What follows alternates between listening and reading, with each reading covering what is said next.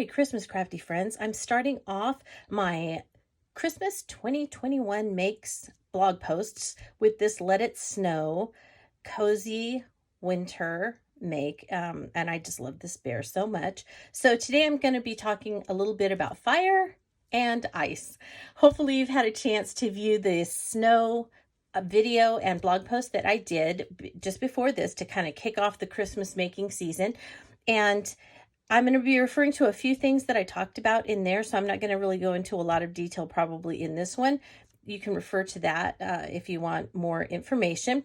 But let's talk about this one because a lot of people were asking about how I made this campfire for this make. So let's go into it. And I kind of have out here a lot of the things that I used to make this piece. So to begin with, it is a small vignette tray that I used as my background, and I will be putting a few photos in that were process photos. So when I made this, I took some photos, not a whole lot, but I did take a few. So I'm going to go ahead and put those in as needed. And the first thing that I did when I took the vignette tray is that I needed the background. And so I painted the sky. I did not paint the bottom part of the vignette tray, just the top part, and I did a base coat of black soot paint, and then I went over it with a coat of chipped sapphire. And I did that when they were both kind of wet, so that when they mix together, it's this very dark navy color. You can use any color you want, but I wanted it to be a night sky, so I didn't want it completely black, and I didn't want it kind of this purpley blue that the chipped sapphire turns. So I did the two. I let them completely dry. Like I said, I left the bottom plain, but if you wanted, you could paint it white. Now, what you kind of have to be a little bit careful about is that sometimes the chipped sapphire paint, because it's a little bit purple, it has some red in it. And so sometimes you can get a little bleed through with that. So I'm just kind of warning you about that and to be careful. And if you want to be absolutely certain that your snow or whatever doesn't discolor, you could go over it with a maybe like a layer of the collage matte medium if you wanted to be absolutely sure, but I didn't do that on this one. All right, then once it was completely dry, I went in with, and this is one of the reasons why I said in my other video that my Speckles THS 021 layering stencil is cut. I cut off the sides of it because I want it to go clear up against the edge of the vignette tray when I am making the snow. And so I did that on both the ceiling and on the sides as well as the back. And for this make, I used the seasonal snowfall. And I think it's probably really hard to see on the camera, but if you look carefully at the little speckles of snow, you will see the glitter in it. And I didn't spritz over it or dust over it with my glitter duster like I do a lot of things on the background. I just used that snowfall so that it would just, sparkle in all its glory. Okay, so that's how I made my snowfall in the background. And then, just in case if you haven't done this before, so I put it up against the background. Let's just kind of turn it over. I used some old ideology paper to cover the outside, but you would lay it down against the edge. You would scoop out some of that snowfall texture paste, and then you're just going to put it through. You don't want it really thick. You just want to put it through, kind of scrape off excess as you go, and then you're going to, Tim calls it the dismount, then you're going to lift, and you'll be good. I think for this one, I went this way, and then I kind of let it dry, and then I went this way and met up in the middle. You don't want to do it when it's wet, because then you're going to squish the wet stuff on the other side. So I'm pretty sure that's how I did that. And so the background did take me a little while. Okay. And then I just covered the whole outside with paper. Okay. Now, so that's the snowfall. Let's talk about these mountains. So that is the 665580. And I am sorry, I will put the name of that right now. because I don't remember the names of all of these. So, but this mountain range is so beautiful. It kind of reminds me of Half Dome here in California and Yosemite. Yosemite is near where I grew up, and so I have visited quite often. And this reminds me a little bit, I know it's kind of pointy instead of completely round, but from a distance, Half Dome is kind of shaped like that on the top of the mountain. So that's why it reminds me of it. Okay, that was probably more than you wanted to know. So what I did was I put one of these here in the center. I cut 2 of them, and then I cut another one in half, and I put part of it here and part of it over here. So it took 2 to cover the whole back of this small vignette tray. All right, so 1 solid one here, and then a half and a half. And that's how I did that. All right. Once you have that in place, I then went over it a little bit with some of the snowfall grit paste on the snow parts and let that dry. Then I cut a whole bunch of the trees, 66553. And again, I don't know the name of this one yet, but I cut the trees out. And for this one, I cut a whole bunch, and I cut from 2 colors of the Tim Holtz green craft stock. So I did not color these with inks because I knew I was going to put snow on them, and I didn't want any wicking or bleeding through. So I went ahead and just used the craft stock. So you can see on the back that it's craft stock. I cut it out in 2 colors, and then I cut up, after I cut them out, I cut up a bunch of them so that I had the big trees up in front and then the smaller trees in the back to give kind of a, that perspective of these are farther away in the forest and these are closer up front. I don't know if that makes any sense. Before I stuck them in, I went ahead and went over them with more snowfall grit paste, and I did this with my finger. So I just stuck my finger in, I got some on my finger, and then I just went over and I just kind of stuck some on there. And you may find that you don't get enough coverage maybe the first time, and so you might want to let it dry a little bit, and then it really catches on there and sticks on there as you go. And if you want a little more sparkle, then you can go through on that second time and go ahead and do a little glitter dusting on them.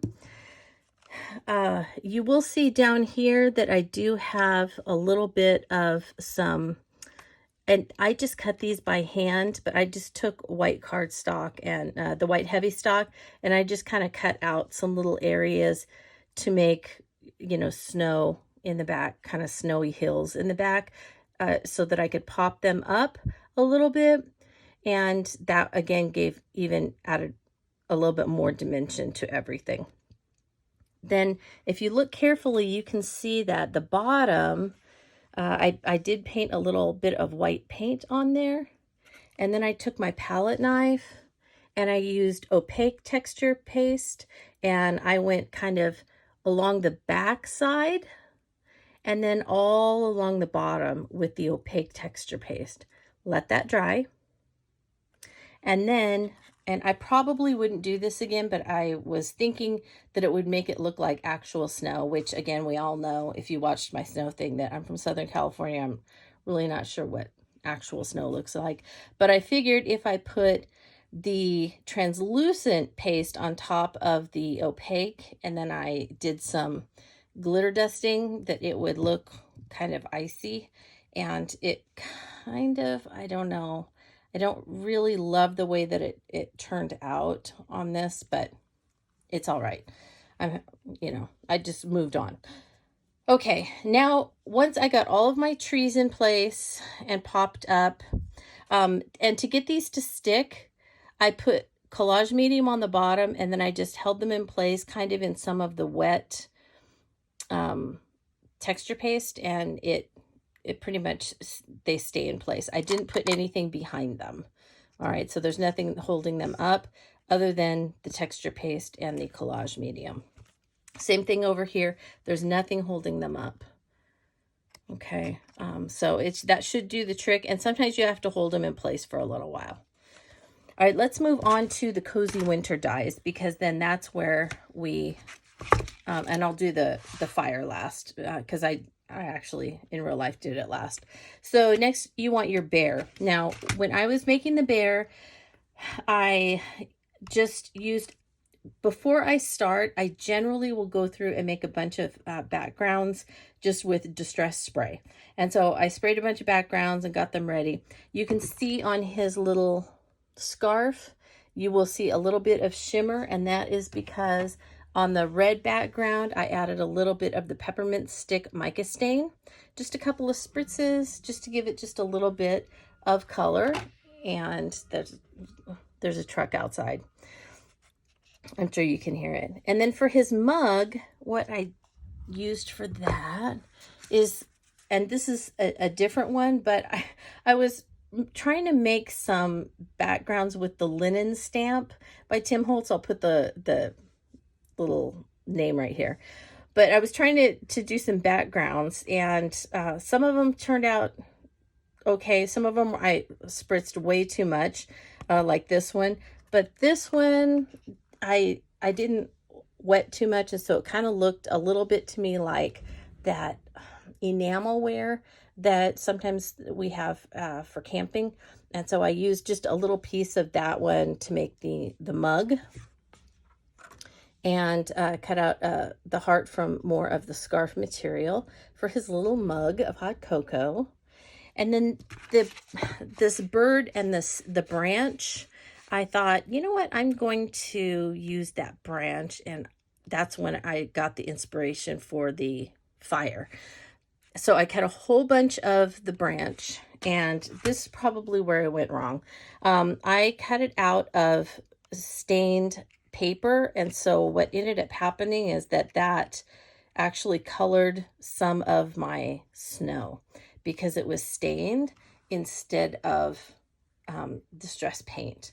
So, and I didn't seal it with collage medium. So that was where I went wrong with this one. So I'm just giving you a heads up if you're going to do that, just to put some maybe distress paint on maybe craft stock, so it's brown in the center as well. And if you put craft stock on, distress paint on both sides of the craft stock, and then you cut the sticks, then you can just kind of cut them up and you can make your campfire. And then I just put some extra sticks over here that he was going to throw on the fire later on. And if you wanted, it would probably be really cute to kind of add the little bird in over here sitting with him and maybe keeping him company. But I just like that he's kind of looking over here like there's something scary out in the woods, but he's over here with his campfire and his hot cocoa, and he's going to be okay. All right, let's move on to one last thing before I hit the fire, and that would be the edging here, because this is an older die, and I really love it. And I would love if Tim came out with more of these, but this is the star one. These were impresslets, and they were the trims. So these are impresslet trims. So they cut and emboss. This is the star one, and I used this on several of my Halloween makes. And this one is the lattice, and it is just delightful, but it cuts out a thicker one and a thin one. And the thin one is just a tiny bit bigger than the edge of the vignette trays. And so I like to put collage medium on the edge of the tray and then just kind of smush the very edges over the edge of the vignette tray and cover it that way, cover the raw edge that way. So that's what this is. It is that lattice impresslet. And like I said, I really wish that Sizzix would come out with more of these trims because they're just wonderful, and I love using them for things like this. All right, so once I did that, I drilled a hole where I wanted the fire to go. I put the sticks down. I drilled a hole through so that I could put some tiny lights in there. Now, these are not just regular tiny lights. These happen to be some of the Halloween lights from 2020. So if you still have Halloween lights from 2020, they are perfect for a campfire because one of them is orange and one of them is that purpley blue color. So the orange ones are great for a campfire. If not, you can just use your regular tiny lights. And if you want them to be orange, just pick an orange or yellow colored alcohol ink and just put a little drop on each of the bulbs that you're going to use. Let it dry and you're good to go. Okay, or you could just use just the regular tiny lights. To make the fire, it actually is very simple and it's just messy and it is not perfect. So you can see it is not perfect in any way, shape, or form. All right, so don't be afraid to just try it, because I didn't change anything from when I sent it to Tim, and he showed it in the live and everybody liked it. So see, it's not perfect and anybody can do this. Now I'm going to turn it on. And there you go. And once you have the light shining through it, you see you can't even see any of the mess ups, or, you know, that it's just a complete disaster. How do you make it? You want to take your trees and you want to take this section of the trees and cut it out of something that is kind of orangey red. So let me turn this off so you can see the color of the paper. It's an orangey red paper. And to do that, I have a huge thing. I should probably bring it over here, but I don't think I have room.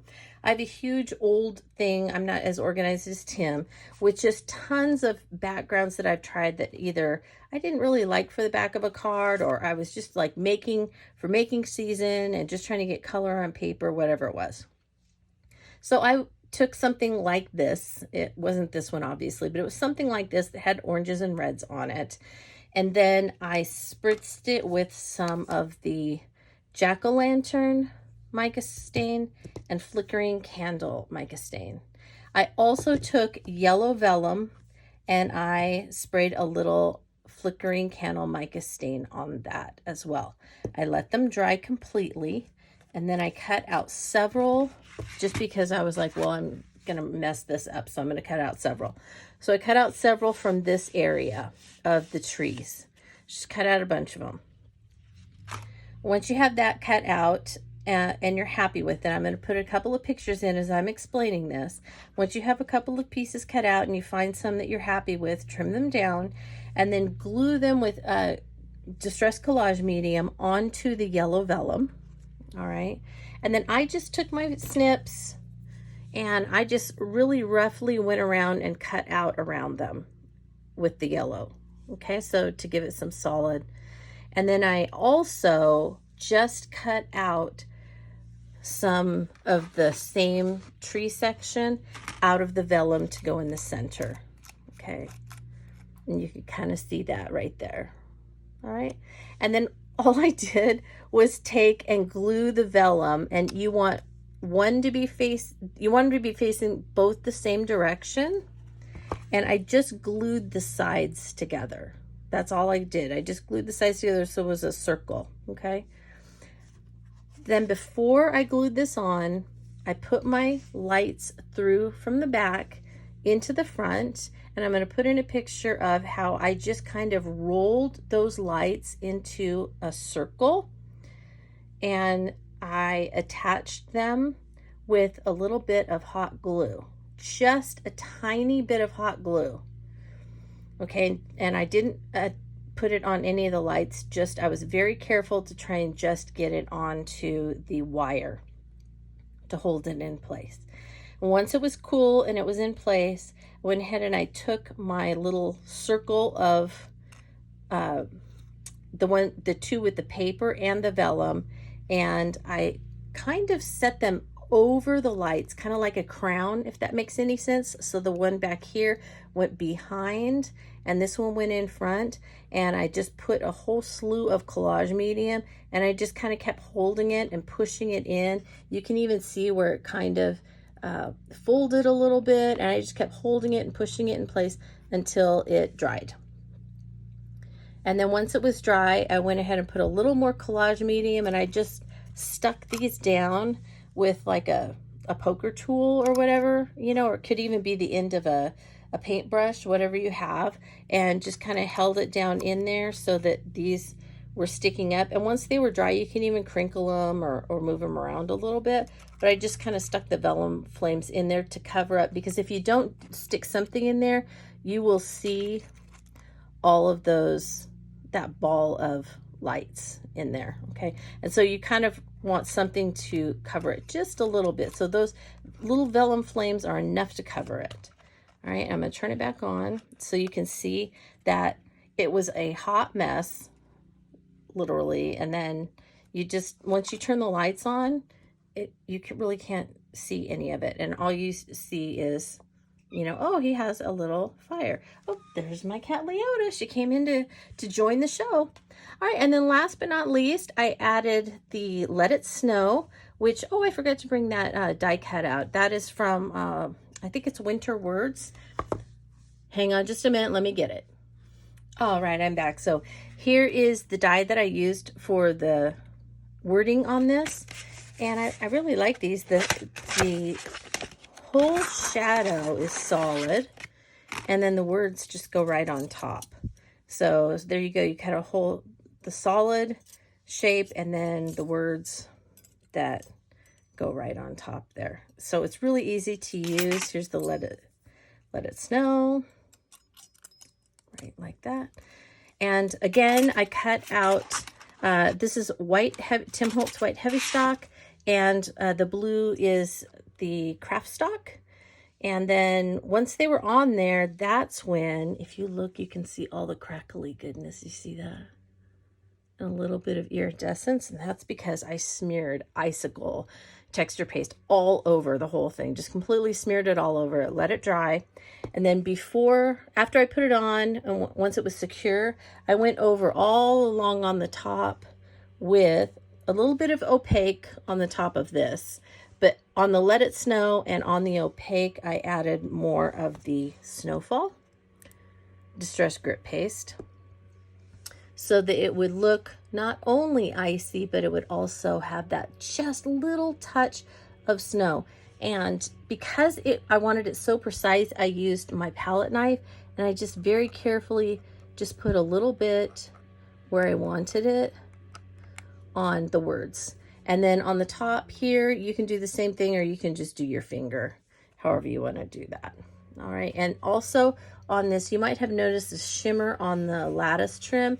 That is also the icicle crackle paste. And that's pretty much it. Now, I did have a problem. I forgot to say this. I have some foam behind the bear so that he pops out. And then I stuck his feet in. And I should have put collage medium on his feet because he did turn the snow kind of that brownish yellow color. So I went over it with some opaque, and you can see the opaque kind of covered up that it had turned brown because I did not seal his feet and I had used Distress Stain. So just a little, heads up and a little warning about that. All right, and that is it. That is how I made Let It Snow using the Tim Holtz Cozy Winter dies, as well as the trees, the mountains, and those fun winter words. If you have any questions, as always, remember I say contact me through my blog. I will be glad to help you to the best of my ability. And thanks again for sticking with me through this little video tutorial. I'll see you tomorrow for the next one. So let's have a crafty day.